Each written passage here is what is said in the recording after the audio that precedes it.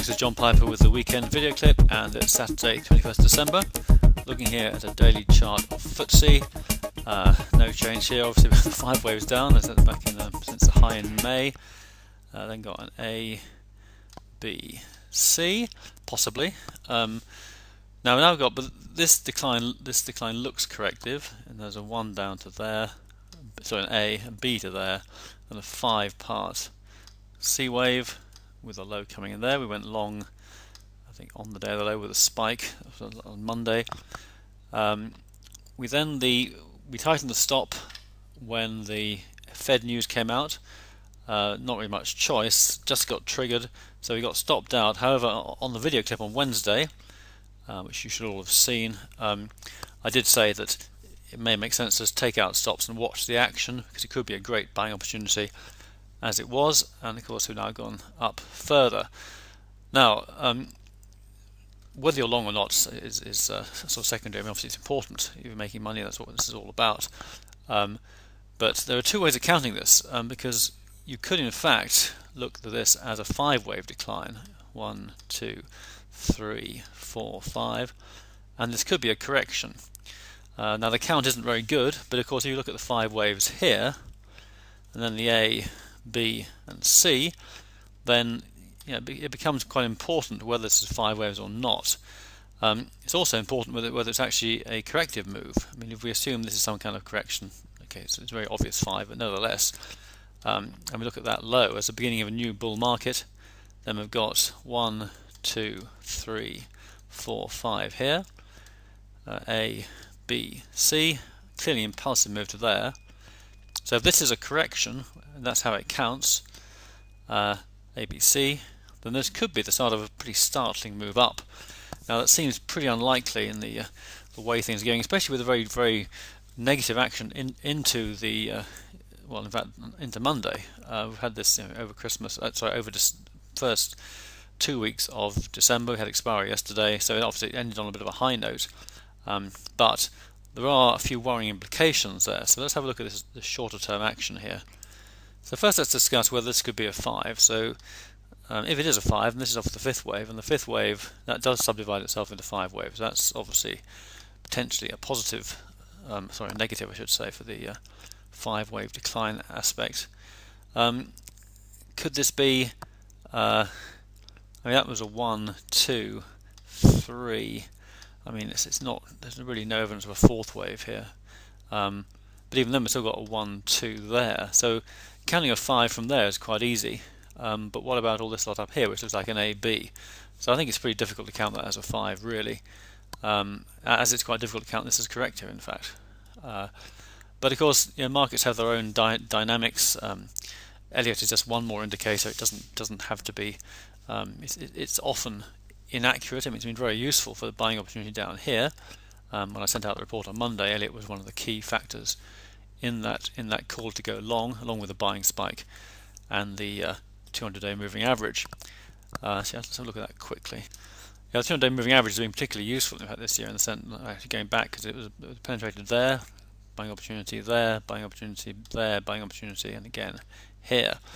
Now of course that's going to break down at some point, but if you wanted just one thing to do for the last 18 months, that would have been it. Great in hindsight, of course, but we did go long there. Right, let's have a look at where we were before. I can actually go on the 10-minute chart. This is a buying spike early in the session, early in the week. So this move we caught beautifully. Then looked fine. In fact, the basis of the stop was cash. So in fact, technically we didn't get stopped out, because of course cash never got down below 64.60 where the stop was. But those of you who use stops on IG, and of course spread betting, this is one of the issues really, that you could get these sort of quite wild moves in thinner markets overnight. Anyway, whatever, that looks like a wave 1, ABC 2 overnight. This then become a 3rd wave, which obviously is what it looks like. Unclear whether the 4th wave is in yet, and we have just had the monitor developments. Now markets are going into, well, we'll close mainly next week. I think open Monday, half day on Tuesday. I think a half day on Friday as well, and then next week is New Year, so the week after next is New Year. So not a huge amount is going to be happening, but should be I would expect a gentle drift up next week, leaving the ball fairly open for the New Year. I say, given this rather negative action down here, given the fact that the tapering issue is now in, I don't think there's a huge amount to be read into the positive response to that. It's a PR exercise, really.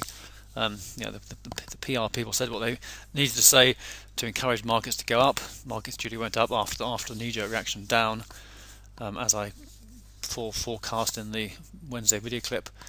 And I don't see that the fact tapering is coming in is necessarily going to be a big boost for 2014, but we need to look at that when we get there. So have a look at the Dow now.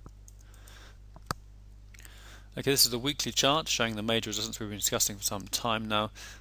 So above that trend line there, and we're now probing above this trend line here. Also the levels on Bill Adlard's chart I sent through in the week, and also discussed in one of the video clips, is relevant. So we're poking ahead above that, not by a huge amount, but it's obviously of some importance. But we are at major resistance, and at very, very, very major resistance, you often do get throwovers. So here's the 10-minute action on the Dow going back to the beginning of the month. A, B, C. There's like an ABC, which is slightly curious. So anyway, let's call it a wave 1, 2. Now this third wave, or an ABC, but it is of course making new highs again now. So if a fourth wave were to come in, and then a final fifth wave, we would again be set for something quite dramatic that could happen early in the new year, which is really my focus right now. I'll leave it at that point for today. It is the pre-Christmas period, so you've probably got better things to do maybe than listen to long video clips. I don't want to talk too long about these things. Please feel free to email me if you have any points you want to discuss. Have a great Christmas, and all the best, of course, 2014. I will be doing another video clip next weekend, maybe even, well, hopefully it might be brief from this one. There will be the occasional report to subscribers as needed. I mean, it depends what happens really, but I'm not expecting there to be too much of importance until the new year, to be honest. Just quickly, I've got a property in Tuscany. I bought it from my ex-wife a few years ago. She's now moving back to the UK. So I'm thinking that this is in the heart of Tuscany, some fantastic views. It would work really well as a sort of summer rental place. It would currently seats about 5, could sleep 8 at a pinch. It could make quite a good business. I'm just thinking, I haven't got time to run that myself, but somebody who's interested in Tuscan property, a business opportunity based in Italy, then feel free to give me a buzz. It would be something that it would interest me to do something with it rather than just sell it, although I may just sell it. So if anybody listening has an interest in an investment or a business in Tuscany, then please feel free to drop me a line. I will be putting together a few photographs and details, so that would be well, it'd be interesting to talk to anybody. Great, bye for now. Have a great Christmas again. Thanks for listening, and I'll speak to you again soon.